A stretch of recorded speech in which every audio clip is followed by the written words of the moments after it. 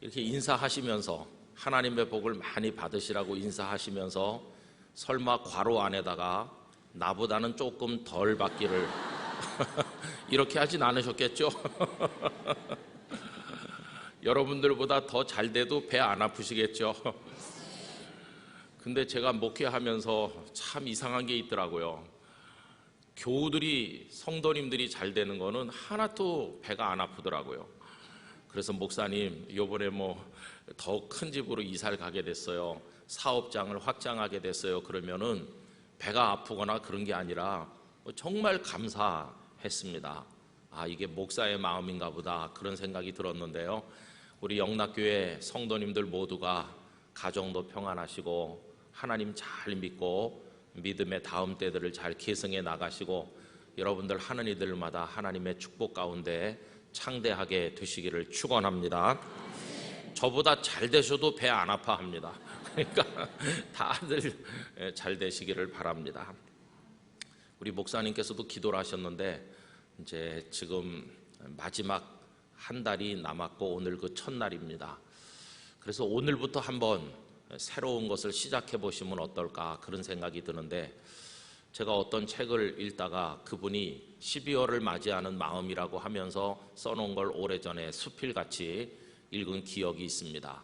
누가 쓰셨는지 잘 기억이 안 나는데요, 생각나는 구절이 한 두어 구절이 있습니다. 하나는 한 해가 끝나가는 달 아닙니까? 그래서 그분은 12월 31일까지 있는데 31가지 감사를 발견하기 위해서 첫날부터 하루에 한 가지 감사를 적어 나가기로 했답니다. 지난 11달을 포함해서 지금까지 살아온 수십 년 우리의 인생을 회상하면서 12월 마지막 날까지 하나님께 올려드리는 31가지 감사를 적어보는 것입니다. 여러분, 오늘 한 가지 감사를 마음속에 떠올리셔서 수첩에 적으셔도 좋고요, 어디다 메모를 하시면 좋겠습니다. 그리고 내일이 되면 또 다른 감사의 제목을 하나 더 거기다 적고 31가지 정도의 감사를 적어 내려가다 보면 우리의 감사가 훨씬 더 세밀해지고 섬세해질 것이라고 생각합니다. 그냥 하나로 뭉뚱그려서 하나님 땡큐 이렇게 하는 게 아니라 이렇게 하나씩 하나씩 다 적어 내려가는 게 얼마나 감사한지 몰라요. 참 별게 다 감사할 게 있어요. 오래전에 제가 이제 우리 땅끝 교회 마당에 이렇게 있으니까 어떤 쪼무레기가 쪼르륵 달려와요. 서너 명이. 그러더니 한 대살은 돼 보이는데 예쁘장한 꼬마가 이렇게 물어보는 거예요. 가만히 쳐다보더니 목사님은 왜 머리칼이 없어? 이렇게 물어보는 거예요. 아, 저의 아킬레스건을 찌르는 거예요. 그래서 하도 어이가 없어가지고 뭐라고 말이 안 나오는 거예요. 근데 그 녀석 얼굴을 이제 기억하게 됐는데 그 다음에 또 쪼르륵 오더니 며칠 후에 목사님도 빚을 써? 그렇게 물어보는 거예요. 그래서 제가 야, 너는 오래오래 빚질을 하겠지만 목사님은 빨리 없어질 거기 때문에 있을 때 빚어야지 나중에는 빚어 보지도 못해. 그래서 목사님도 빚 쓰지 이렇게 했습니다. 근데 생각해보면 참 감사할 게 많죠. 어떤 분이 저한테 빚을 사다 준 적이 있었는데요, 놀리는 건지 뭔지 잘 모르겠어요. 근데 여러분, 아직도 남아있는 게 얼마나 많습니까? 그죠? 저는 아직도 머리칼이 남아있고 아직도 하나님께서는 우리에게 총명을 주셨고 하나님을 기억하는 믿음을 주셨고 아직도 우리에게 남아있는 게 얼마나 많은지 몰라요. 사랑하는 가족들 아직도 있고 나를 위해 기도해주는 믿음의 동료들이 있고 우리 영락교회가 있고 이렇게 기도할 수 있는 아름다운 시간과 장소를 하나님께서 주셨고 얼마나 귀한 게 많습니까? 그래서 여러분 하나하나 꼭 적어 내려가시고 31가지 감사를 하나님 앞에 올려드리면 좋겠다는 제안을 말씀드리는 것입니다. 그렇게 하셔서 가족들끼리 한번 나눠보시면 좋을 것 같아요. 엄마, 나는 이런 게 감사했어. 여보, 당신은 뭐가 감사해요? 나는 요게 31가지 감사를 이렇게 썼어요. 이렇게 하면서 12월 마지막 날이 되시거들랑 여러분들 이렇게 가족 안에서 대화를 나누시고 하나님 앞에 감사의 기도를 꼭 드리시게 되기를 바랍니다. 그리고 그분이 말씀하신 것 중에 또 하나는 31가지 아쉬웠던 것을 적어 내려간다는 겁니다. 그거는 하나님을 원망하는 게 아니고 하나님께서 이렇게 아름다운 감사의 조건을 주셨건만 도대체 나는 뭘 하고 있었나, 자기 반성의 차원에서 내가 올해 하나님 앞에 잘 못했던 것들, 남의 마음을 아프게 하고 하지 않았어야 될 말을 쏟아놓은 것들을 비롯해서 아쉬운 게 너무나도 많지 않습니까? 이제 그거를 하루에 한 가지씩 적어 나가서 31가지 반성을 하나님 앞에서 해보게 되었다는 것입니다. 여러분, 멋지지 않습니까? 누구나 자기를 살핀다고 하는 것은 중요한 것이죠. 그래서 그거 역시 31가지를 쓰신다면 그것은 디딤돌이 되어서 내년도를 위한 새로운 다짐을 가지도록 만들어 줄 것이라고 생각합니다. 내년에는 올해 하지 못했던 아쉬운 것들, 올해 잘못했던 것들 내년에는 반복하지 않고 하나님 앞에서 더 아름다운 삶을 살리라, 그런 결심을 하게 될 것이라고 생각합니다. 그래서 이 2가지만이라도, 첫째는 감사, 두 번째는 자기 반성 31가지, 이렇게 해가지고 12월 한 달을 잘 마무리를 했으면 하고요. 특별히 이 달은 예수님께서 우리를 위해 이 땅에 오신 것을 기억하면서 지키는 대림절과 성탄절이 있는 절기이기 때문에 여러분 마음을 다해서 더욱더 경건하고 거룩하게 여러분들의 삶을 지켜나가게 되시기를 원합니다. 또 오늘도 우리 꼬마 친구들이 많이 왔고 또 연약한 분들도 계실 텐데 제가 2가지를 위해서 이 시간에 기도를 드리고 잠시 말씀을 나누도록 하겠습니다. 기도하겠습니다. 여러분 곁에 있는 사랑하는 아들, 딸, 손자, 손녀 머리 위에 손을 얹으시기 바랍니다. 하나님, 제 손은 축복의 손이 될 자격이 없으나 하나님께서 우리 가정에 주신 아들, 딸 위에 손을 얹습니다. 이들을 축복해 주시기를 원합니다. 주님의 손 되어 주실 줄로 믿습니다. 다 손을 얹으셨으면 기도하겠습니다. 거룩하신 하나님 아버지, 이 새벽에 이 자리에 모아주신 하나님을 찬양합니다. 아직도 어린데도 불구하고 우리 어린 꼬마 친구들이 아빠, 엄마, 할아버지, 할머니를 따라 이 자리에 나왔습니다. 하나님 손을 얹었습니다. 주님, 이들에게 복을 내려 주시옵소서. 사무엘아 사무엘아 부르신 주님께서 우리 자녀들을 기억하시고 그 이름을 평생 불러 말씀하여 주시옵소서. 다윗에게 기름을 부었을 때 하나님의 영이 감동했던 것처럼 우리 자녀들의 머리 위에 성령의 기름을 부어 주시옵소서. 솔로몬에게 주신 지혜를 주시옵소서. 건강하게 하시옵소서. 잘 자라게 하시옵소서. 하나님의 손에 붙들려 살게 하여 주시옵소서. 영락교회 기둥들이 되게 하여 주시옵소서. 대한민국을 빛내게 하여 주시옵소서. 세계 앞에 우뚝 서는 하나님의 사람들이 되게 하여 주시옵소서. 세상이 어떻게 변화된다고 할지라도, 변질된다 할지라도 우리 자녀들은 다니엘처럼 꿋꿋하게 서서 끝까지 믿음의 사람으로 달려나가게 하여 주시옵소서. 우리 자녀들의 평생의 아름다운 만남들을 주시옵시고 먹고 입고 살아갈 모든 것을 허락하여 주시옵시고 명철과 슬기로움과 지혜를 더하셔서 학업에 진보가 있게 하여 주시옵시고 취업의 문이 열리게 하여 주시옵시고 결혼의 문이 열리게 하여 주시옵소서. 우리 자녀들로 말미암아 가정에 웃음꽃이 피게 하여 주시고 하나님 큰 영광을 받아 주시옵소서. 예수님의 이름으로 축복하며 기도하옵나이다. 아멘. 여러분 계속해서 눈을 감으신 채로 기도합니다. 여러분들의 가족 중에 몸이 아파서 병원에 입원해 계신 분, 수술을 앞둔 분, 수술을 받은 분, 불치병으로 고통받는 형제 자매들 혹은 여러분 본인들 아픈 환우들이 우리 안에 많이 있습니다. 각자가 자기 아픈 곳에 손을 대고 주님의 손이 되어 우리를 치료해 주실 줄 믿고 이 시간에 다 같이 기도하겠습니다. 사랑이 많으신 하나님 아버지, 우리가 이 땅에 사는 동안 연약한 이들이 많이 있어서 기도합니다. 주여 만져주시기를 원합니다. 깨끗함을 주시기를 원합니다. 원합니다. 우리가 이 땅에 영원히 살지는 않지만 살아있는 동안 병들어 눕지 않기를 원합니다. 건강한 몸과 마음을 가지고 하나님을 섬기기를 원합니다. 우리 영락의 식구들 가운데 어려운 병으로 고통받는 이들을 불쌍히 여겨 주시기를 원합니다. 호전되게 해주시기를 원합니다. 의사 선생님들의 손을 통해 치유되게 하여 주시든지 직접 고쳐주시든지 하나님의 방법으로 낫게 하여 주시기를 기도드립니다. 질병에서 노연하게 하여 주시옵소서. 강건해지셔서 펄펄 뛰며 하나님의 집에 나와 예배하며 하나님께 큰 영광 올려드리게 하여 주시옵소서. 연로하셔서 노환으로 요양병원에 계신 어른들이 많이 계십니다.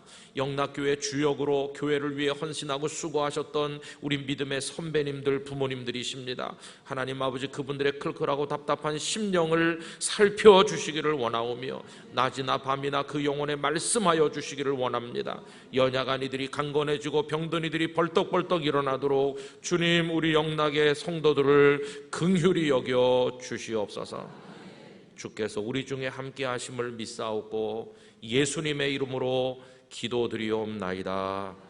아멘. 오늘 아침에 읽은 말씀을 잠시 생각을 해보도록 하겠습니다. 모세의 후계자가 되신 분은 여호수아이십니다. 근데 여호수아에게는 다른 이들이 가지지 못한 두 가지 특별한 이력이 있습니다. 그 중에 한 가지는 모세의 수종자였다 하는 이력입니다. 그는 거의 40년 동안을 모세와 함께 했는데 심지어는 모세께서 하나님의 부름을 받아 시내산에 십계명 등의 말씀을 받으러 올라갔을 때도 따라갔던 사람이 여호수아입니다. 그리고 늘 모세 곁에 있었는데 그는 하나님께 훈련을 철저히 받은 사람이죠. 모세가 장막에 들어가 잠을 잘 때도 그는 하나님의 성막을 떠나지 않고 밤에도 거기 머물러 있었던 신실한 사람이었습니다.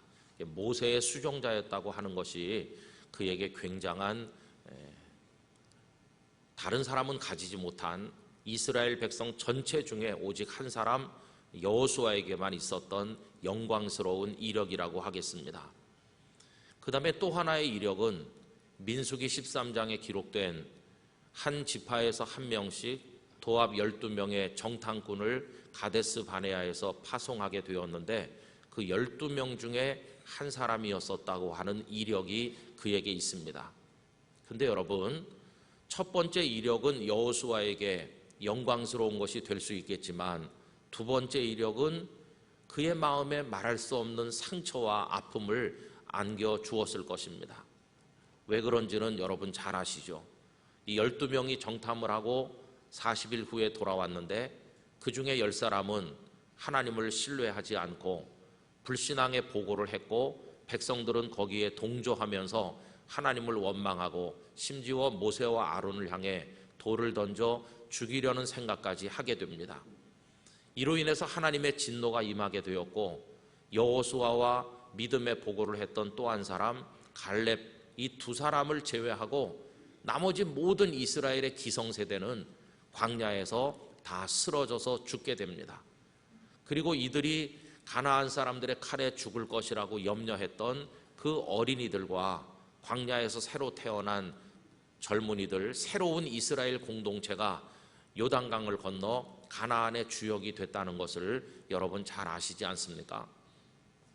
이 여호수아에게 정탐꾼으로 갔었다고 하는 게 왜 영광이기는커녕 상처가 되고 아픔이 되었을까?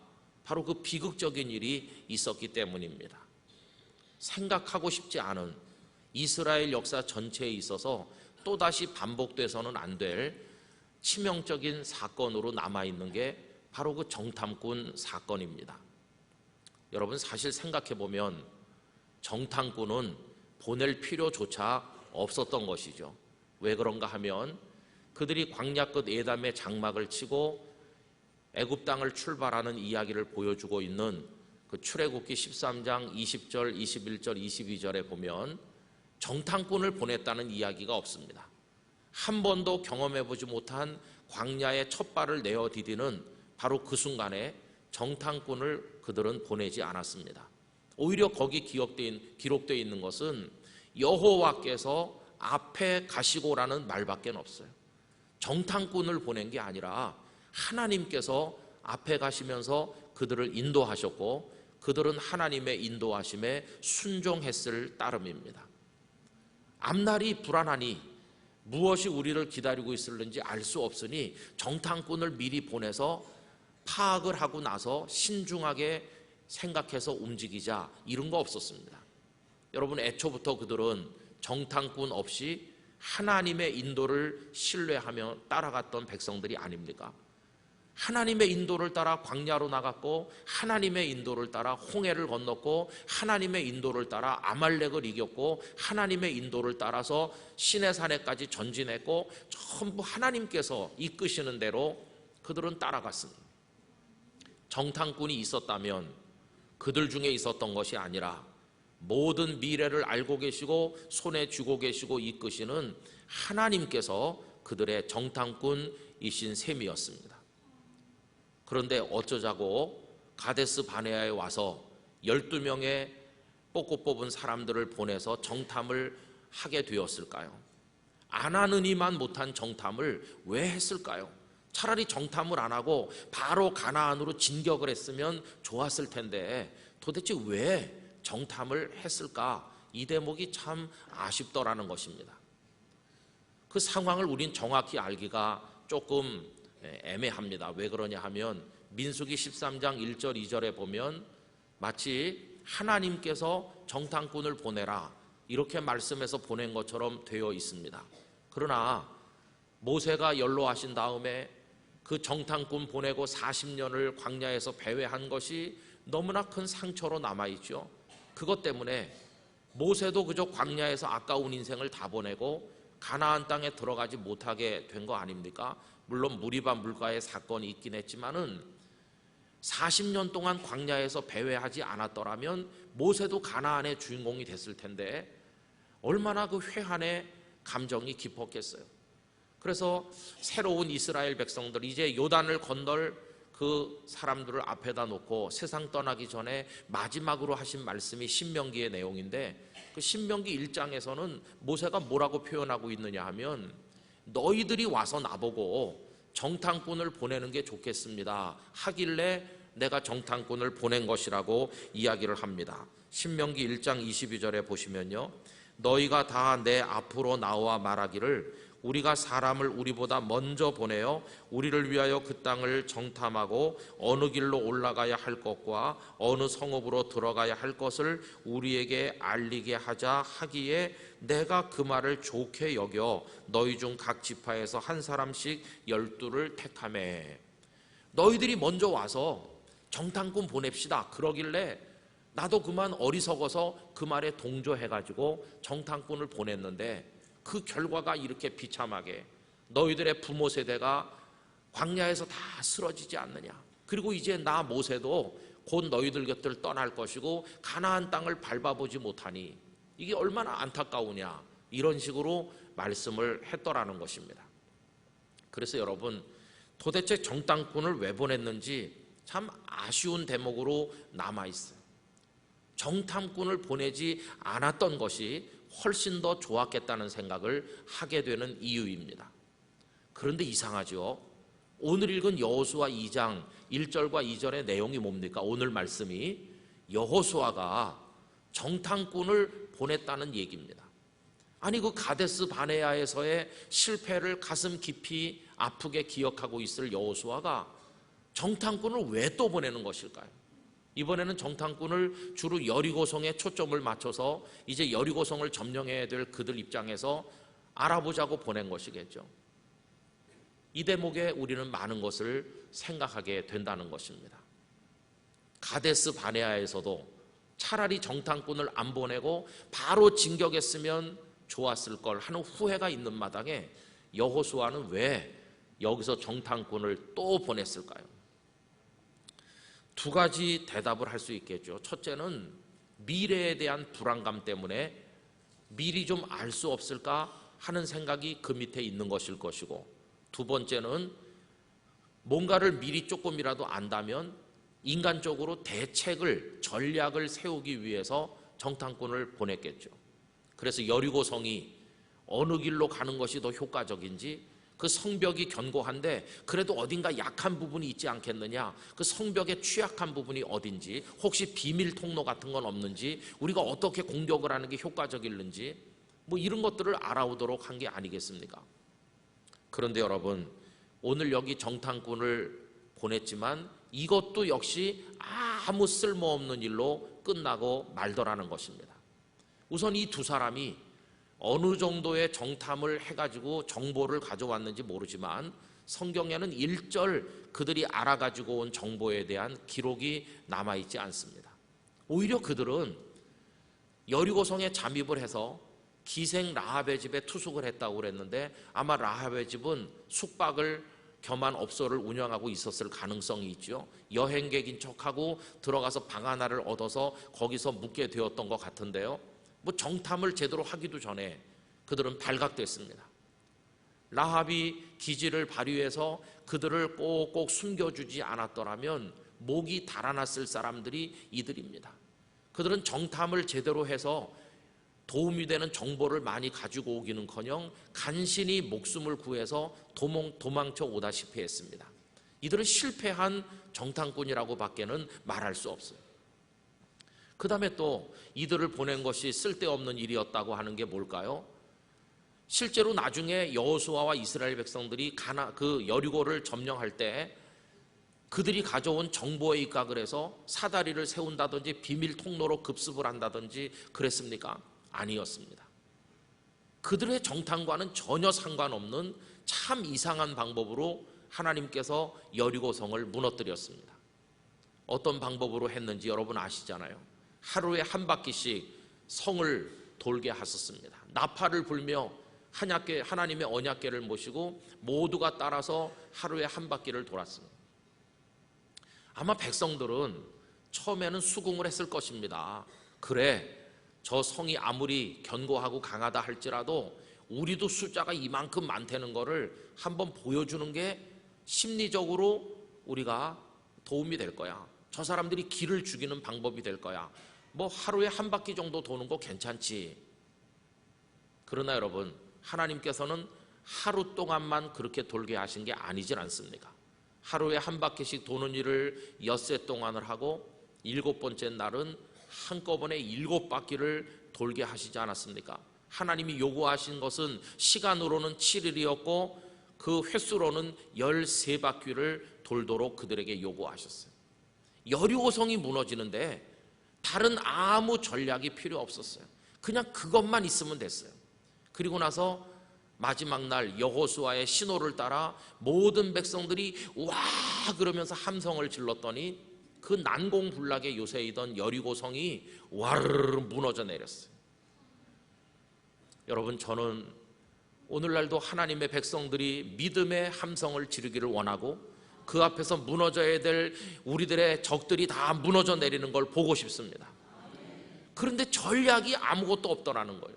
정탐꾼이 가지고 온 전략이 아무 소용이 없었어요. 그럼 정탐꾼을 왜 보낸 것입니까?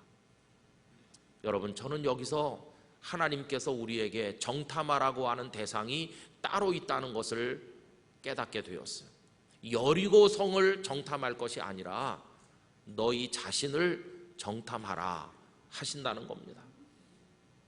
여리고성에 대해서 알아보려고 하지 말고 하나님 앞에 서 있는 너 자신의 모습에 대해서 알아보라고 말씀하신다는 겁니다.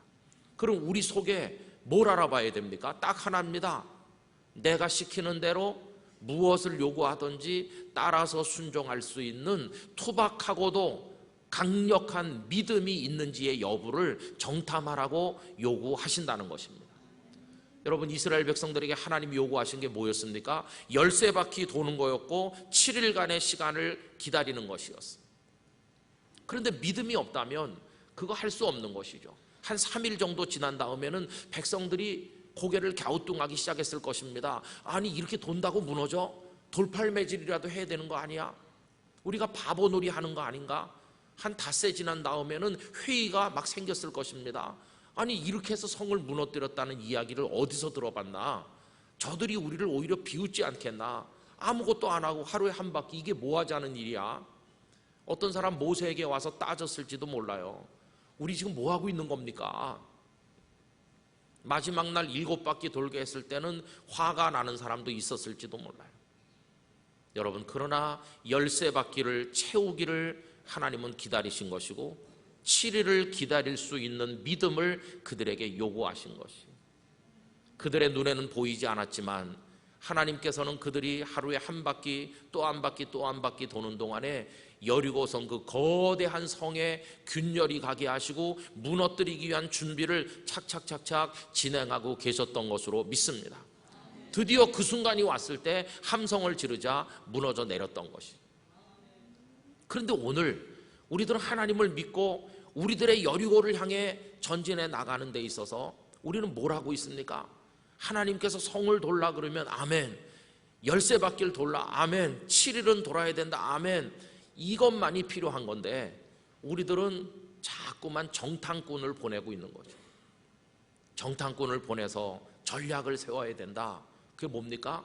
하나님을 믿기보다는 우리가 판단한 정보가 더 중요하고 우리가 세우는 전략이 효과적이라고 하는 하나님을 믿는 믿음이 아니라 아직도 우리의 전략을 신뢰하는 인간적 교만이 우리 속에 남아있다는 걸 보여주는 것입니다. 여러분, 저는 오늘 새벽에 나온 우리 영락 가족들에게 말씀드리고 싶습니다. 모든 인간적인 전략을 내려놓기를 원합니다. 그 대신 투박한 믿음을 가지게 되기를 원합니다. 무엇을 정탐할 것인가? 내 속에 하나님의 말씀에 전적으로 순종할 수 있는 믿음이 남아있는지의 여부를 여러분 정탐하시기를 바라는 것입니다. 정탐해 본 결과 내 마음속에 믿음이 없구나, 인간적인 전략만 의지하는구나, 하나님의 방법에 대한 믿음이 없구나, 이렇게 생각된다면 우리는 하나님 앞에 주여 내게 믿음을 주시옵소서 기도해야 될 것이라고 생각하는 것입니다. 여러분, 교회 성장학이라는 학문이 있다는 것을 아십니까? 좀 이상하죠? 어떻게 교회 성장학이라고 하는 학문이 생겼을까? 좀 아이러니컬한 말인데요. 어떤 분은 이렇게 말했습니다. 하도 성장 안 하니까 성장학을 만든 거 아니겠어? 근데 여러분, 이거는 맥가브란이라는 목사님이 그 인도 선교사였던 분이 성경적으로 교회가 성장하는 방법에 대해서 연구하는 과정에서 출발됐다고들 보통 얘기합니다. 나중에 도널드 맥가브란 목사님이 풀러 신학교로 옮겨가셨고 거기서 책을 내고 강의를 하면서 알려지기 시작했고 피터 와그너라고 하는 분이 등장하면서 전 세계적으로 알려졌습니다. 이 교회 성장학이 우리나라에 소개된 것은 1970년대 후에 본격적으로 활발하게 소개됐고 그 피터 와그너 박사는 우리나라에도 수도 없이 많이 왔다 갔다 하신 분이십니다. 근데 어떤 분이 이런 글을 쓴 걸 봤어요. 한국 교회에 그리고 미국 교회에 교회 성장학이 소개되기 시작한 이후부터 이상하게 교회들이 다 어려움을 겪었다는 것이에요. 여러분, 그분은 조금 냉소적으로 말하는 것이 조금 걸리기는 하지만 그렇게 비판하는 사람의 이야기에 들어둘 만한 부분도 있다고 생각합니다. 교회 성장학에서는 어떻게 전도하고 어떻게 회중을 모아서 어떻게 그들의 마음속에 예수님의 복음을 심어줄 수 있을까의 전략들을 많이 연구했습니다. 근데 그 전략을 많이 이야기하다가 무엇이 쇠퇴했나? 하나님 앞에 무릎 꿇는 일은 쇠퇴했다는 것입니다. 하나님의 방법으로 될 줄로 믿습니다. 그 믿음은 많이 약화됐다는 것입니다. 그 다음부터 한국교회 안에 전략이라는 단어가 유행하기 시작을 했습니다. 목회 전략 세미나가요 1년에도 각종 단체에서 수백 번씩 곳곳에서 이루어지고 있습니다. 무슨 전략 세미나가 그렇게 많은지 몰라요. 그런데 그 전략이 물론 필요하죠. 효과적인 방법으로 하는 게 필요하죠. 그러나 전략보다 정말 중요한 본질은 뭘까요? 하나님께서 우리 편에 계심을 믿는 믿음이 필요한 것이요. 믿음이 필요해요. 믿음이. 저는 오늘 한국교회가 우리 개개인이 되살아나기 위해서는 인간적 전략을 연구하기에 앞서서 하나님을 바라보는 믿음을 회복해야 된다고 믿습니다. 성을 돌아서 성이 무너지겠어? 이런 의심 따위는 다 버리고 우리 생각에는 이해되지 않지만 하나님께서 하실 줄로 믿습니다.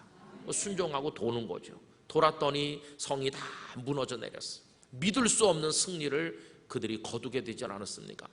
여러분들의 자녀를 키우는데 자녀 교육을 위한 전략이 물론 있으시겠죠. 몇 살 때쯤 어느 학교에 보내가지고 무슨 전공을 하게 해서 어떤 사람을 만들겠다는 여러분들의 전략이 물론 있겠죠. 여러분들의 가정에 어떻게 사업을 해서 돈을 모으고 어디다 재테크 하셔서 어떻게 그런 삶의 전략도 물론 있으시겠죠. 노후를 어떻게 보내겠다고 하는 노후를 위한 대비책도 물론 필요하겠죠. 그러나 여러분, 우리가 하나님의 사람이 아니라면 그것들이 우리에게 절대적일 수 있겠지만 우린 전능하신 하나님을 의지하고 죄와 사망과 사탄의 권세라고 하는 애굽에서 출애굽한 구원을 받은 하나님의 사람들이기 때문에 우리는 알고 있지 않습니까? 적어도 홍해를 마른 땅처럼 걷는 백성이라면 하나님을 믿어야 되는 거 아닙니까? 전략보다 하나님을 믿어야 되는 거죠. 여러분, 우리가 하나님의 놀라운 은총으로 구원받은 것을 믿는다면 불확실한 우리의 미래 때문에 염려하지 말고 내 전략이 통할 것이라고 하는 교만 같은 거 다 버리고 내 자신과 자녀와 가정과 일터와 우리 영락교회를 송두리째 하나님께 맡기는 믿음을 가져야 될 줄로 믿습니다. 저는 전략이 이길 거라고 생각하지 아니하고 하나님을 향한 투박하지만 강력한 믿음이 우리에게 승리를 보여줄 것이라고 확신하는 것입니다. 여러분, 우리 모두 믿음으로 하나님 앞에 서기를 원합니다. 우리의 여리고성을 돌게 되기를 원합니다. 모든 성도가 마음을 모아서 하나님 한 분 바라보며 돌다가 하나님께서 외치라 하는 순간이 올 때 일시에 하나님의 이름으로 무너질 줄 믿습니다. 외치는 것입니다. 그때 우리들의 여리고성이 다 무너져 내리는 그 감격의 승리를 경험하게 될 줄로 믿습니다. 오늘 우리 한국교회 문제는 전략이 없는 게 문제가 아니라 믿음을 다 잃어버린 게 문제입니다. 얼마나 믿음이 없는지 몰라요. 저부터가 그래요. 교우님이 위독하셔서 가족들이 목사님 한 번만 와서 돌아가시기 전에 기도라도 해주세요. 그리고 가면은 가족들이 다 모이고 바쁜 목사님이 오셨다고 감사합니다. 감사합니다. 가서 보면은 의식도 없고 누워 계시잖아요. 그래도 목사가 안녕히 가시게 해주세요 이렇게 기도할 수는 없으니까 어떻게 기도합니까? 주여 나사로도 살리신 주님께서 고쳐주실 줄 믿습니다. 이렇게 기도하죠. 낫게 해달라고 기도하죠. 그리고 막 간절히 막 땀이 날 정도로 기도하죠. 그리고 가족들은 막 아멘 하죠. 그리고 이제 복도로 나가요. 병실 바깥으로 나가면 큰아들이 와서 감사합니다 목사님 이렇게. 그럼 큰아들한테 뭐라고 물어보는지 아세요? 장지는 준비했냐고 이렇게. 그러면 그 목사의 그 교인이라 수준이 딱 맞아요. 그래가지고 벌써 다 구덩이까지 파놨다고 그래. 아휴, 어느 날 갑자기 제가 그걸 깨달았어요. 하나님께서 내려다보시면서 이놈아, 방금 전에 병실에서 기도할 때까지만 해도 내가 일으켜 주려고 마음 먹었었는데 네가 복도에 나와서 하는 짓을 보니까 내가 취소했다. 그러시는 거 아닌가. 무슨 얘기냐 하면요, 믿음이 없어요. 믿음이 정말 믿음이 없어요. 그래서 오늘 아침에 12월 첫날 새벽에 여러분들에게 드리는 간절한 호소는요, 여러분들이 하나님을 더 잘 믿어야 되겠습니다. 하나님의 전능하심을 믿읍시다. 하나님의 우리를 향한 사랑과 계획을 믿읍시다. 이미 하나님은 우리 미래를 다 준비하신 줄로 믿습니다. 그냥 믿고 여리고성을 도는 마음으로 12월을 살고 내년을 살고 이제 그렇게 사는 것입니다. 그래서 전략 조금 내려놓읍시다. 이거 너무 믿지 마세요. 내가 자식 교육 전략 다 세웠다고 내 맘 먹은 대로 되던가요? 내가 결혼 전략 다 세워서 키 177에 몇 킬로 남자 뭐 어떻게 생긴 사람, 지금 그 남자가 그 남자 맞습니까? 전략대로 됐으면 지금 그 남자가 아닌 여성이 여기 많을 거예요. 여러분, 우리 삶은 온전히 하나님의 손 안에 있지 않습니까? 그래서 하나님만 믿고 전진하는 거예요. 그래서 하나님께서 우리를 부르시는 그날까지 정말 투박하지만 강력한 믿음, 투박해 보이지만 남들이 네 믿음은 너무나 세련되지 못해서 무식한 믿음이야 그럴지라도 나는 그래도 하나님 믿어, 난 하나님만 믿을 거야, 이런 믿음으로 전진하게 되기를 원합니다. 오늘 누구신지는 모르지만 은퇴하시는 권사님 그 자녀들이 어머니 은퇴를 기념하면서 식사를 또 대접해 주신대요. 저는 그 마음이 감사의 마음이라고 생각합니다. 우리 어머니를 건강케 해주셔서 여기 이르게 하신 하나님 감사합니다. 그러면서 성도들 아침 한 끼를 대접하는 건데, 하나님만 믿고 살면 앞으로 우리의 매일매일이 감사로 채워질 것이라고 믿습니다. 여러분, 하나님은 살아계신 하나님이십니다. 우리 영락교회의 미래도 하나님께서 이끌어 가실 줄 우리 믿읍시다. 모든 하나님만 믿고 여러분들이 다 여리고성의 주인공이 되시기를 주님 이름으로 축원합니다. 기도하겠습니다. 존귀하신 아버지 하나님, 하나님을 믿어야 되는데 저희에게는 믿음이 너무나 부족합니다. 입으로는 하나님을 믿고 돌아서서는 우리의 인간적 전략을 논의하며 수도 없이 정탐꾼을 보내는 어리석은 일을 반복하고 있습니다.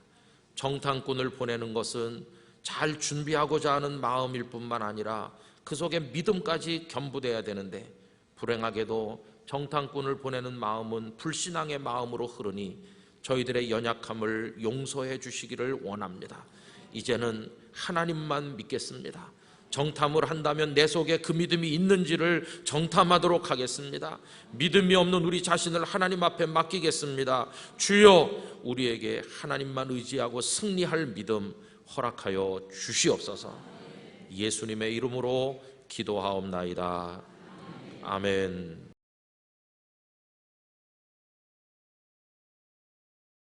잘 주무셨습니까? 네. 그렇게 인사를 하는 이유는 어제 저녁에도 또 여기 왔다 가셨으니까 우리 헤어진 지 얼마 안 됐어요. 어떤 분이 그랬다고 그래요. 아유, 저 김 목사랑 예수 믿으려면 체력이 좋아야 되겠다. 근데 여러분 정말 축복합니다. 체력이 뭐겠어요? 건강한 거죠, 그죠? 여러분 한 해 동안 주님 안에서 건강하시기를 바랍니다. 그래서 주신 삶을 기쁨으로 살아가는 것입니다. 전에도 한두 번 말씀드렸지만 저는 박목월 장로님이 지으신 그 강나루 건너서 밀밭길을 구름에 달 가듯이 가는 나그네, 그 시를 참 좋아합니다. 왜냐하면은 그냥 물 흘러가듯이 쭉 가는 거예요. 인생을 사는데 그냥 그 밀밭길을 구름에 달 가듯이 그냥 쭉 흘러가요. 그 끝에 보면은 술 읽는 마을마다 타는 저녁 노을, 그런 부분이 나오죠.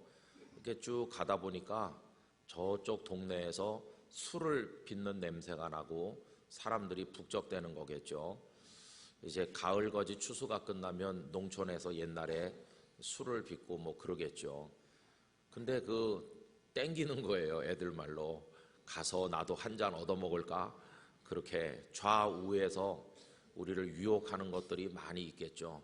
그러지만 나는 그런데 눈길을 주거나 내 삶을 소진할 수가 없고 하나님께서 내게 주신 삶을 지켜야 되겠다. 그런 결심으로 그들이 술을 빚던 어떡하던 그냥 나는 구름에 달 가듯이 쭉 살아가는 겁니다. 그러다가 보면 어느 날 하나님께서 수고 많았다 그러면서 우리의 나그네 길이 끝나도록 하시는 때가 올 것입니다. 여러분, 그런 모습으로 2019년도에도 살아가시게 되기를 바랍니다. 아까 여기 앉아서 보니까요, 분홍색 파카를 입은 5살 된 꼬마인 것 같은데 이리로 막 뛰어가더라고요. 저쪽에 어디 앉았을 것 같아요. 우리 어린이들 한번 일어나 보세요. 어린이들 앉으나 서나 비슷하겠지만 어린이들 한번 일어나 보세요. 네, 일어났습니까? 네, 아이들 한번 일어나 보세요.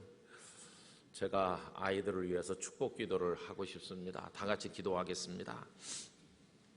하나님 아버지, 아빠 엄마 따라서 고단한 새벽에 우리 어린이들이 같이 나왔습니다. 아버지 하나님, 너무너무 소중합니다. 이들이 지금은 엄마 아빠 따라오지만 머지않아 큰 은혜를 경험하고 하나님 만나고 누구의 권유에서가 아니라 받은 은혜에 따라 결단에 따라 평생을 하나님의 집에 사람이 되게 해주시기를 원합니다. 하나님을 아는 지혜가 넘쳐나게 하시옵소서. 잘 자라게 하시옵소서. 지혜롭게 하시옵소서. 복되게 하시옵소서. 평생 이들의 미래에 하나님의 만복을 내려 주시옵소서. 가정의 보배, 하나님의 교회 기둥이 되게 하시고 이 세상의 등불이 되게 하시며 하나님의 마음을 시원하게 해드리는 축복의 사람으로 살게 하여 주옵소서. 우리 어린이들 학생들 머리 위에 하나님의 은총을 허락하시기를 예수님의 이름으로 기도드리옵나이다. 아멘. 우리 어린이들 박수로 환영하겠습니다.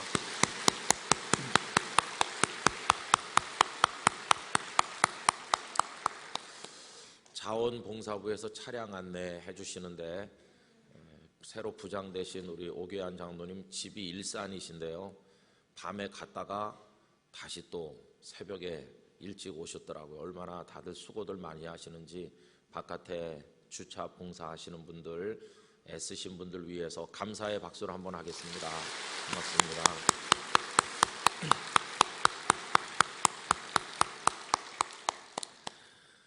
그리고 이제 내일이 올 들어서 맞이하는 신년 주일이죠. 첫 주일인데 달라지는 게 하나 있다고 광고를 몇 주간 했습니다. 4부 예배 순서가 앞에 조금 달라진다 이렇게 광고를 드렸죠.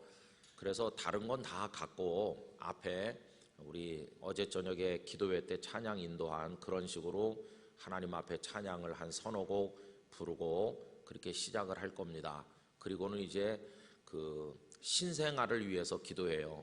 이제 태어나가지고 산후조리가 끝나고 하나님 앞에 첫 예배 나온 우리 아기들을 위해서 축복 기도를 이제 여기서 할 거거든요. 그게 얼마나 귀합니까, 그죠? 그래서 내일은 3명의 아기가 기도받으러 온다고 들었습니다. 앞으로 우리 교회에 많은 아가들이 태어나기를 원합니다. 그리고 결혼한 새 가정 신혼여행 갔다가 이제 오든지 아니면 어저께 결혼하고 오늘 주일날 오든지 그런 식으로 신혼 부부를 위해서 이제 결혼을 하는 게 아니라 기도를 하려고 합니다. 그러니까 이제 여러분들이 잘 이해를 해주시면 되는데 이렇게 광고를 하니까 이만큼 큰 애도 데리고 와도 되냐는 식으로 하면 안 되겠죠, 그죠? 그러니까 묵은 애는 집에서 기도해 주시고 신생아 애기들 그리고 이제 갓 결혼한 신혼 부부들 그리고 우리 교회 많은 이들이 결혼했으면 좋겠어요. 그리고 많은 가정의 아가들이 많이 태어났으면 좋겠습니다. 그게 정상적인 건데 이상하게 지금 우리 사회는 왜곡되고 있지 않습니까? 참 마음이 많이 아프죠. 물론 힘든 거 알지만 젊은이들이 결혼을 다 하고 그리고 아가들을 낳고 하나님의 자녀로 키우고 이렇게 하려고 하고요. 그 다음에 또 4부 예배 때는 이제 30, 40 그 젊은 분들이 기도도 하고 이렇게 합니다. 그래서 그 4부 예배가 딱 끝나면 이제 30대, 40대 속한 성도들의 여러 모임이 우리 교회에 있고 앞으로도 생길 건데 2시 반에 예배가 끝나면 그 모임을 일시에 모이는 겁니다. 교회 여기저기서 젊은 분들이 신앙과 삶을 나누고 이렇게 해서 우리 교회가 젊은 분들이 많은 교회가 됐으면 좋겠어요. 그렇게 해가지고 그럼 목사님 나는 지금 70인데 4부 예배 오지 말란 말이요? 절대 그런 게 아니에요. 절대 그런 게 아니고 마음은 청춘이신 분들은 누구나 다 오면 30대로 회춘할 줄로 믿습니다. 하여튼 내일부터 이제 그렇게 우리가 시작한다는 걸 기억해 주시면 되겠고요. 그리고 이제 또 이렇게 아침 식사를 제공해 주시는 분들이 계셔서 너무너무 감사합니다. 열심히 기도하고 또 올 한 해 하나님께 우리 삶을 맡기고 그렇게 살아가게 되기를 원합니다. 달력을 새로 갈아붙이면서 혹은 묵은 수첩을 서랍 속에 넣고 새 수첩을 펴서 이름을 적고 설레는 마음으로 첫 페이지를 기록해 나갈 때 여러분들 마음이 어떠십니까? 다들 우리 마음에 순진한 기대가 있지요. 올해는 다 잘 될 거야. 올해는 뭔가 나도 새로워지고 나도 내 주변의 모든 걸 더 잘 관리할 수 있을 거야. 하나님께서 나에게 복을 많이 주시겠지. 우리 그런 마음으로 새해를 맞이합니다. 그런데 달력을 새로 갈아붙여도 현실은 똑같습니다. 어떻게 보면 새해는 좋아질 거야 하는 거는 스스로 나를 속이는 것일지도 모릅니다. 오히려 그런 생각을 가지는 것보다 하나님 작년보다 상황이 더 어려워져도 저 다 각오하고 있습니다. 하나님 힘 주시면 저 이길 수 있을 줄 믿습니다. 이렇게 하는 게 훨씬 더 정직한 자기 다짐이 아니겠습니까?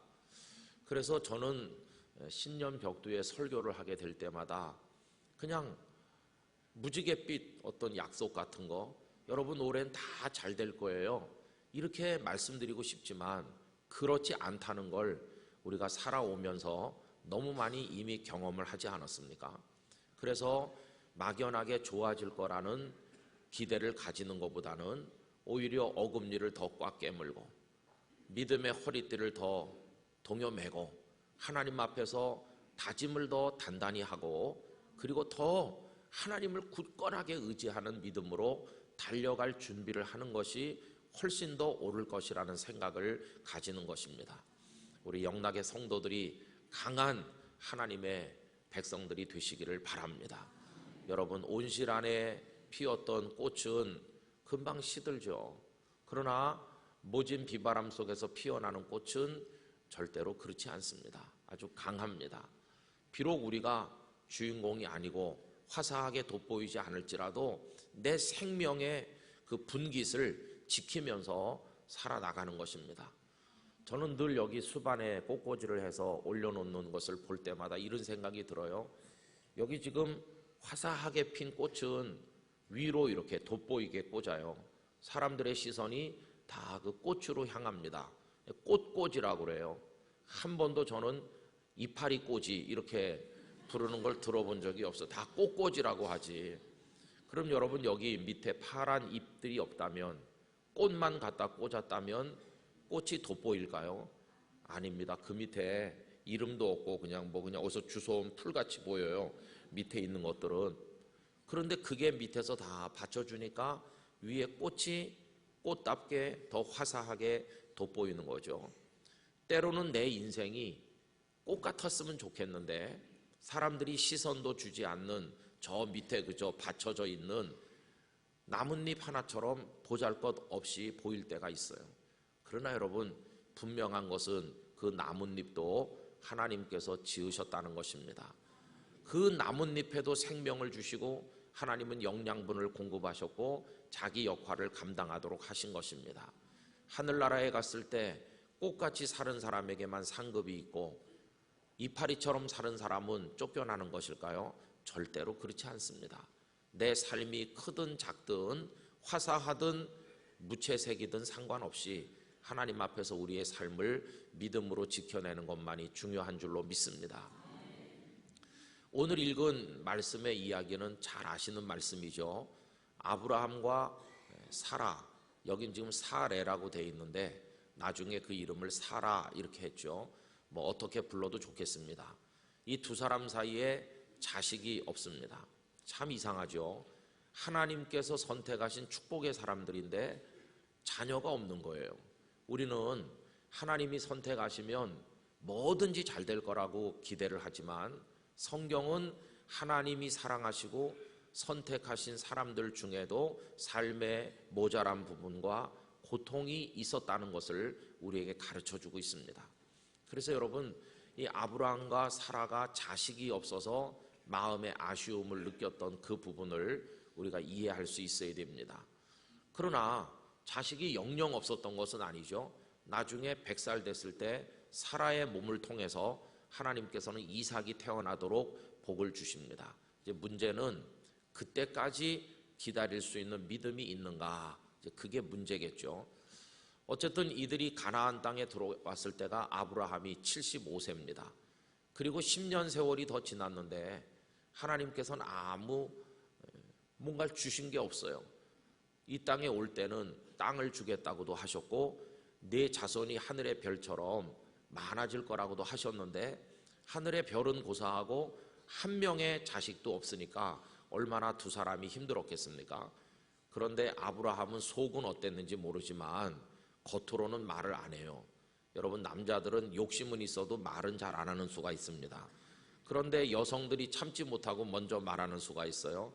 사라가 그 몸종 하가를 남편한테 줘가지고 아기를 낳게 하자 이렇게 말하는데 사라가 그 말을 할 때 얼마나 힘들었겠어요. 어떤 여인이 자기 남편을 딴 여자에게 보내고 싶겠습니까? 그런데 사라는 그 자식에 대한 어떤 욕심 때문에, 욕심이라고 말하면 안 되겠죠, 간절한 그 열망 때문에 그렇게까지라도 해서 아기를 가지고 싶은 것이죠. 남이 낳은 아기라도 내 품에 안아봤으면. 우리 사라의 마음이 이해가 되기는 해요. 그러니까 아브라함은 겉으로는 말을 안 해도 벌써 속으로 생각하고 있었는지 혹시 모르겠어요. 거절을 안 하는 거예요. 거절. 이 남자가 참 희한해요. 거절을 안 하고 그러지 뭐 그러면서 하갈하고 이제 같이 살아가지고 이제 이스마엘을 낳게 되잖아요. 근데 오늘 말씀은 이스마엘이 태어나기 전 얘기죠.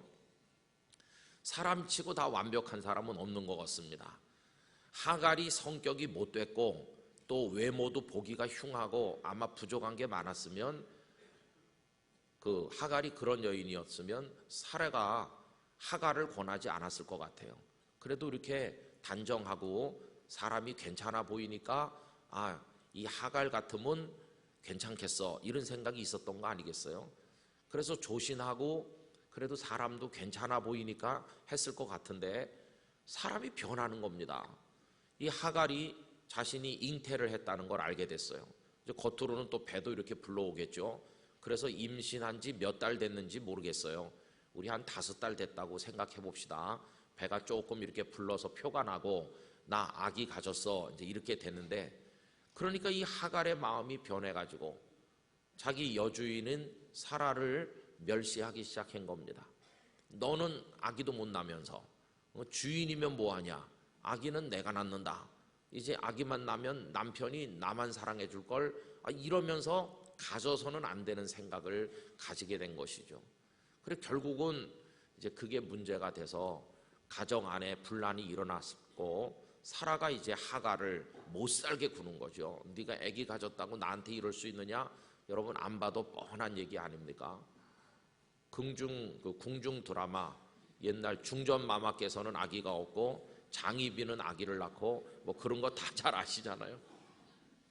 이래가지고 이제 못 살게 하니까 이 하갈이 배가 부른 채로 그 집에서 도망을 친 거예요. 못 살겠다. 여러분 그 못 살겠다는 탈출하는 마음이 오늘 우리나라 사람 많은 사람의 마음속에 있습니다. 그래서 어떤 여인은 남편과 자식을 두고 못 살겠다 그러면서 집을 나가요. 집 나가는 엄마들도 있다고 그래요. 어떤 아버지도 집을 나가요. 애들도 집을 나가요. 직장도 다 버려요. 못 살겠다 그러면서 하나님께서 우리에게 주신 어떤 삶의 자리가 있는데 그거를 다 던져버리는 거예요. 심지어 어떤 사람은 이렇게 사느니 죽자. 우리 대한민국은 자살공화국이라고 참 슬픈 얘기 아닙니까? 그래서 다들 탈출하는 거예요. 여기 사라가 괴롭히는 거를 못 견뎌가지고 하갈이 탈출하듯이 오늘날 현대판 하갈이 얼마나 많은지 알 수 없어요. 이래가지고 이제 들판에 가서 방황하고 있는데, 그럼 여러분 지금 하갈의 인생에 심각한 문제가 생긴 거 아닙니까? 그러면 하나님께서 뭔가 대책을 세워주셔야 되는 거 아니겠어요? 하갈아 걱정하지 마라. 내가 너를 위해서 보살필 사람을 준비했고 아주 좋은 집을 하나 마련했으니까 아무 걱정 마. 이래 주시면 얼마나 좋겠어요. 그런데 하나님께서 제시하신 해결책은 그게 아니더라는 거예요. 여러분 오늘 말씀 우리 한번 확인을 해보겠습니다. 하나님께서 뭐라고 말씀을 하시는지 7절부터 제가 읽어볼게요. 여호와의 사자가 광야의 샘물 곁 곧 술길 샘 곁에서 그를 만나 이르되 사라의 여종 하갈아 네가 어디서 왔으며 어디로 가느냐. 여러분 이 질문은 영원한 철학적이고 실존적 질문이죠. 어디서 와서 어디로 가느냐. 그가 이르되 나는 내 여주인 사라를 피하여 도망하고 있습니다. 이런 식으로 대답하죠. 그 다음 9절 다 같이 읽겠습니다. 여호와의 사자가 그에게 이르되 네 여주인에게로 돌아가서 그 수하에 복종하라. 아멘. 여러분 이게 하나님께서 주신 해결책인 것이에요. 돌아가서 내 수하, 내 주인의 수하에 복종하라. 지금 거기서 못 견뎌가지고 도망쳤잖아요. 거기서 못 살아서 나왔잖아요. 사라가 너무 힘들게 하기 때문에 뛰쳐나왔잖아요. 그러면 무슨 다른 대책을 마련해 주셔야 될 것 같은데 하나님은 정말 답답한 분이셔. 왜? 다시 그리로 가서 사라의 수하에 복종하라고 하니까. 해결책이 아닌 것 같잖아요. 여러분 2018년도까지 나 살기 너무 힘들었어. 하나님 저 못 살겠어요. 뛰쳐나갈래요. 그러는데 이 신년 벽두에 하나님께서는 이 말씀을 통해서 우리에게 그냥 거기 있어 이렇게 하시는 거예요. 그 수하에 너의 환경이라는 사라, 너를 힘들게 하는 여러 가지 여건이라는 그 사라 밑에 가만히 있어. 도망칠 생각하지 말고 이렇게 우리에게 말씀을 하시는 것입니다. 우리 영락교회 성도님들에게도 사라가 있을 거예요. 여러분을 힘들게 하는 사라. 그게 직장일 수도 있겠고요. 여러 가지 인간관계일 수도 있겠습니다. 혹은 연약한 육신, 경제적인 어려움, 다양한 사라가 여러분들에게 다 있으시겠죠. 좀 도망가고 싶다. 그렇지만 하나님께서는 그 사라의 수하에 복종하고 있으라고 우리들에게 말씀을 하신다는 겁니다. 여러분 이게 무슨 얘기겠어요? 우리에게 주신 삶을 묵묵히 지키라고 말씀하는 거예요. 거기서 인내하라고 말씀하는 것입니다. 여러분 새해 한 해 동안 내 삶이 나를 누르고 사라가 너무 나를 힘들게 하는 것처럼 어렵다고 할지라도 그 사라의 수하에 복종할 수 있는 승리자가 꼭 되시길 바랍니다. 버리고 뛰쳐나가면 안 되는 것이죠. 힘들어도 가정을 지키고 내 직장을 지키고 내 인생을 지켜야 되는 것이죠. 조금 어렵다고 다 버리면 어떡하겠습니까? 그럼 하나님은 너무나 답답하시다. 내 사정을 아실 텐데 왜 이렇게 말씀하시는가 하고 하나님께 대해서 섭섭해할 수도 있죠. 근데 그 속에는 몇 가지 뜻이 있는 것입니다. 첫째는 회개하는 의미가 있는 거죠. 하갈아, 네가 그래도 주인을 멸시하면 되겠니? 사라는 아기를 갖지 못해서 얼마나 마음 아파하는 여인이라는 거 네가 옆에서 살아봐서 알잖아. 그러면 남이 마음 아파하는 걸 너는 그걸 가졌다고 그 사람을 힘들게 하면 되겠어? 내가 너에게 은혜를 줬는데 너는 그 은혜를 가지고 그 은혜를 못 받은 사람을 멸시하고 그러면 되겠어? 너 잘못한 거야.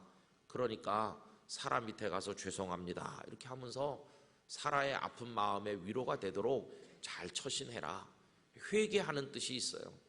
여러분 새해의 삶을 우리가 믿음으로 지키는 것은 그동안 하나님이 주신 삶을 제대로 감당하지 못한 데 대한 회개의 뜻이 있다고 생각합니다. 직장 생활을 더 열심히 하는 사람은 하나님 지난해까지 제가 월급 받으면서도 회사를 위해서 정말 공헌하지 못했습니다. 월급 날짜만 기다렸고 그냥 빈둥거렸습니다. 하나님 제가 올해는 우리 회사의 일을 열심히 하겠습니다. 그런 뜻이 있는 거예요. 또 가정을 지키는 가장이라면 아내를 사랑하고 아이들을 잘 위해서 기도하고 하는 것은 내가 아버지가 되고 남편이 돼서 너무 부실했습니다. 그런 회개의 뜻이 있는 거예요.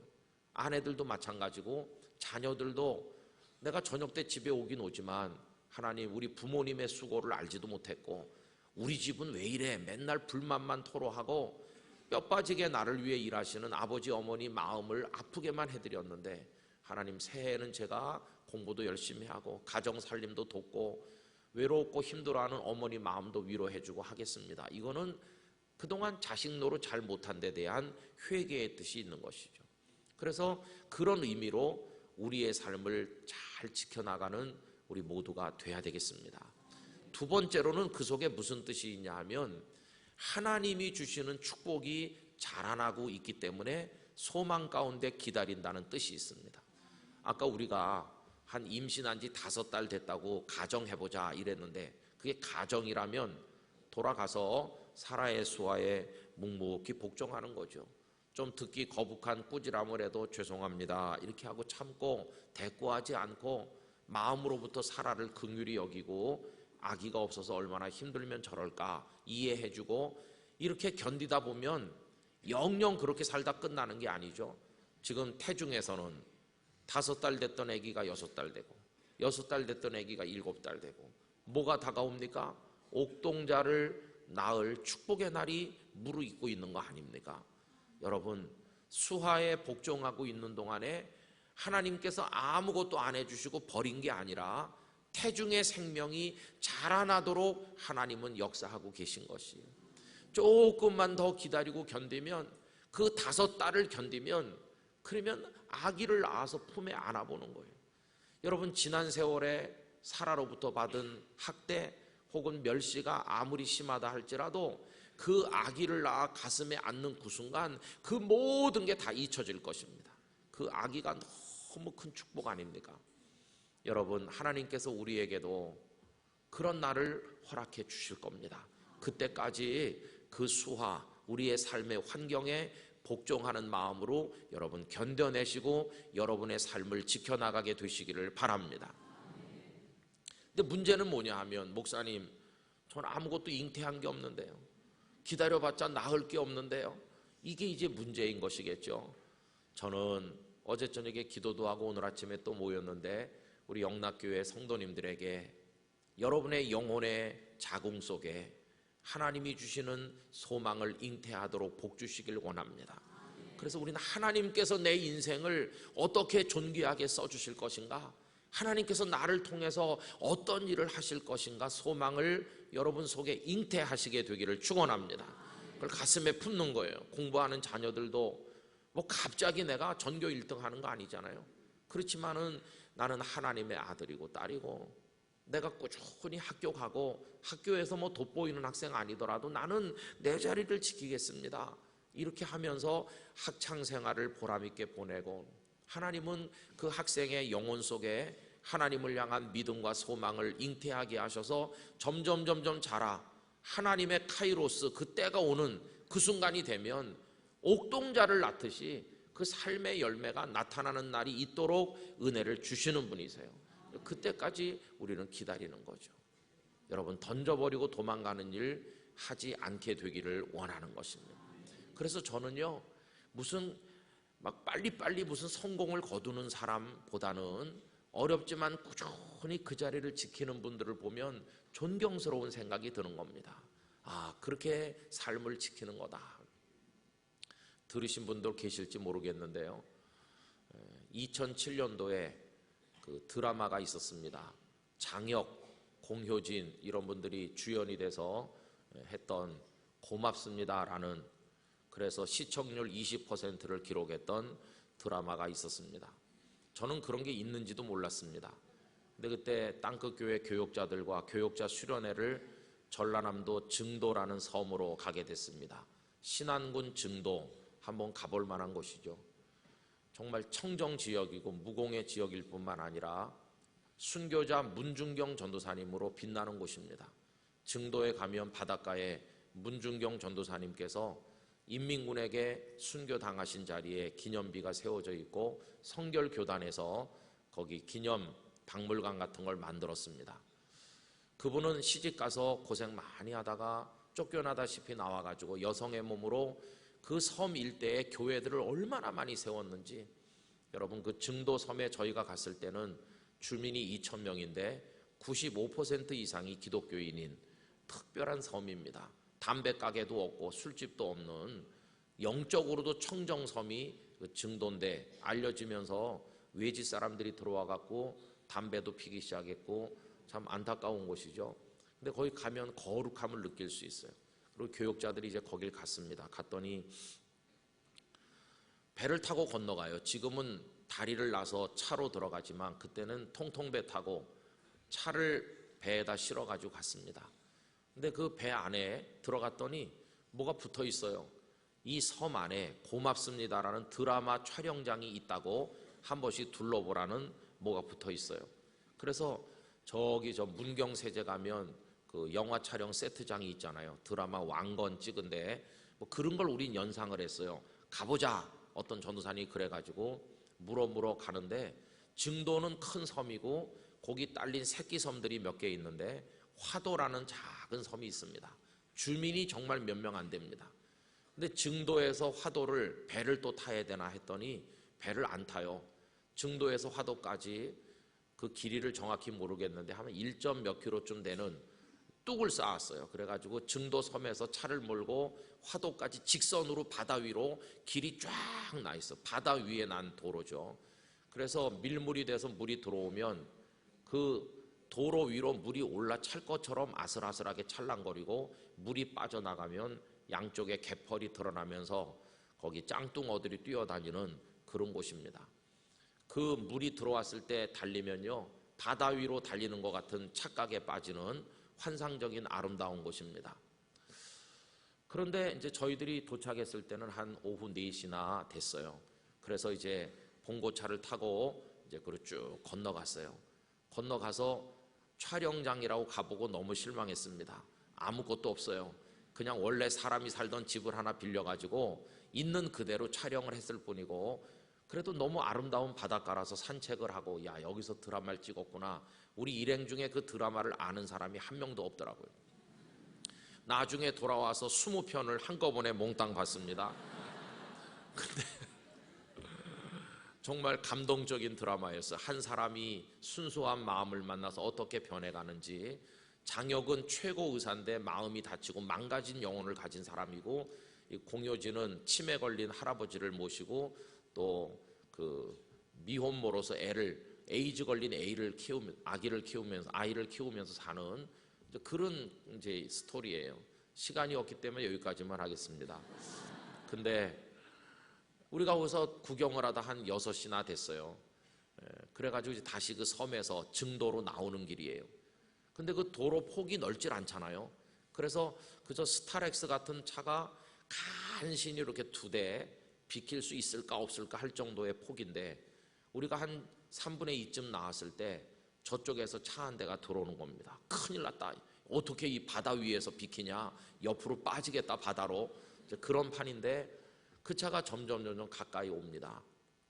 그러더니 그 차도 멈춰서고 우리도 멈춰서서 서서히 조금씩 이렇게 가요.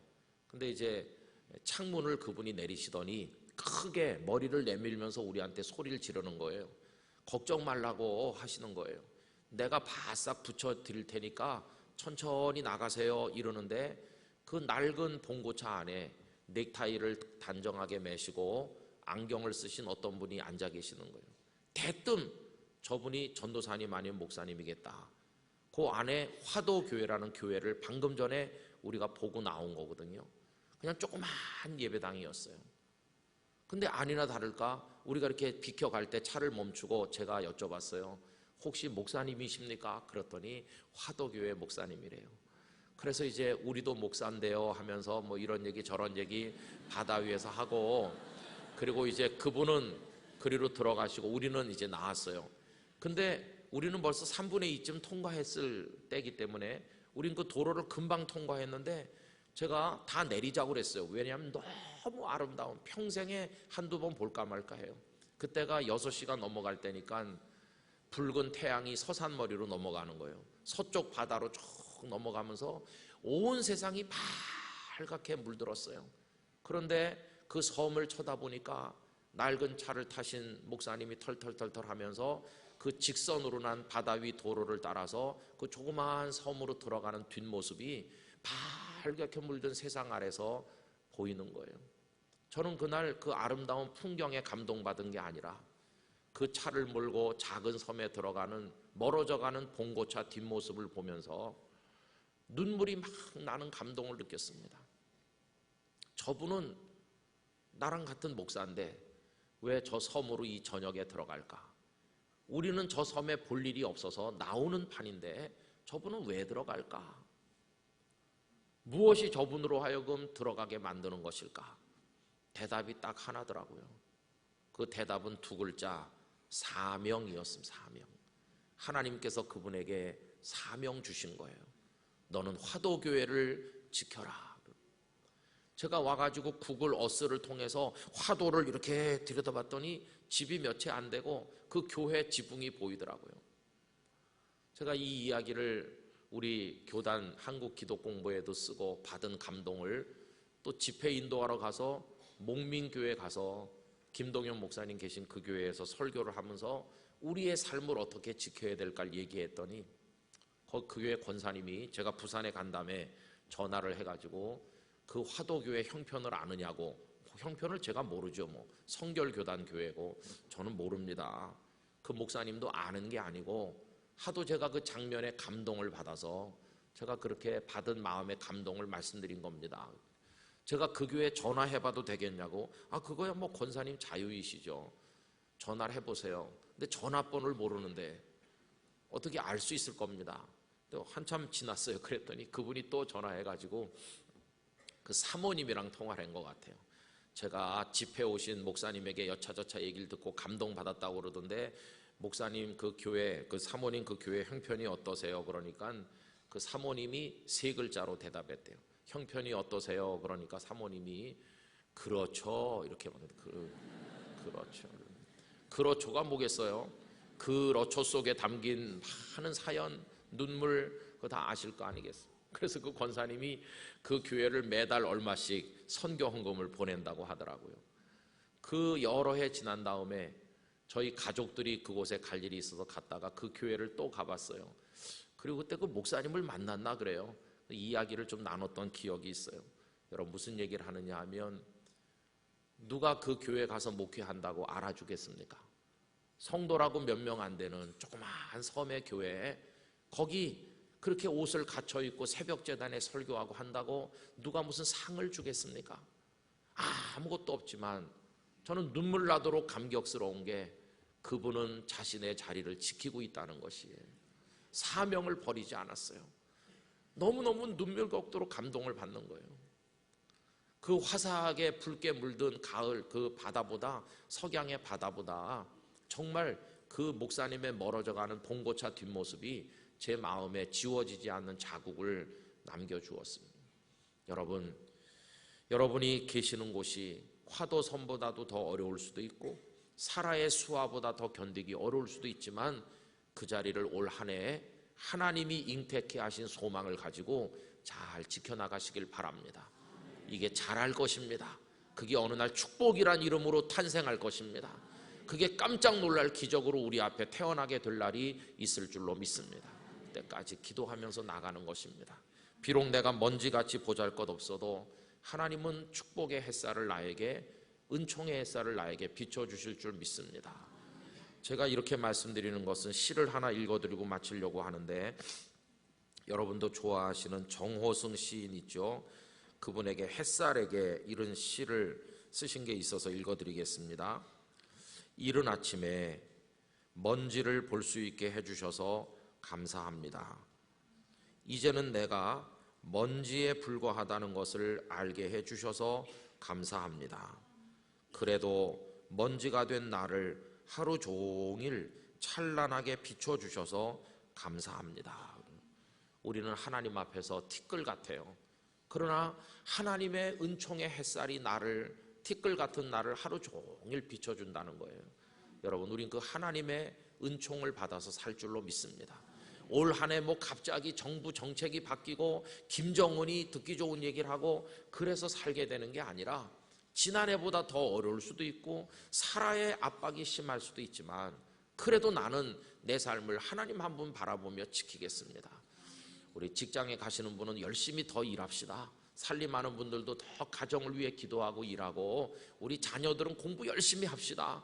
그리고 여러분들의 미래를 위해 준비하고 우리 영락교회를 위해 기도하고 힘차게 다 같이 달려나갑시다. 그렇게 하다가 누가 쓰러진 거 보이거들랑 그냥 지나가지 말고 꼭 이렇게 세워주고 칭찬해주고 축복의 기도를 나누면서 우리 사랑의 공동체를 이루어서 올 한 해를 승리하게 되기를 간절히 기원합니다. 여러분들 모두에게 우리 주님의 축복이 함께 하시기를 진심으로 축원합니다. 기도하겠습니다.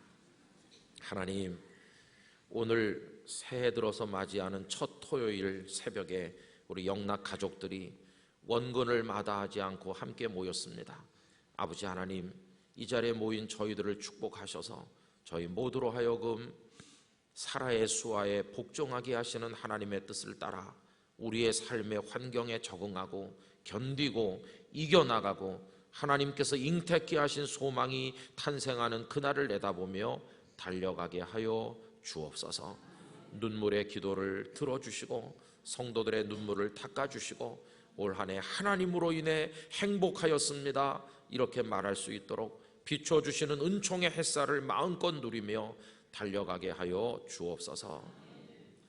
이제는 주 예수 그리스도의 은혜와 하나님 아버지의 사랑과 성령님의 교통하심이 함께한 주님의 소중한 성도님들 가운데 우리 영락교회와 이 민족 위에 영원토록 함께 하시기를 축원하옵나이다. 아멘.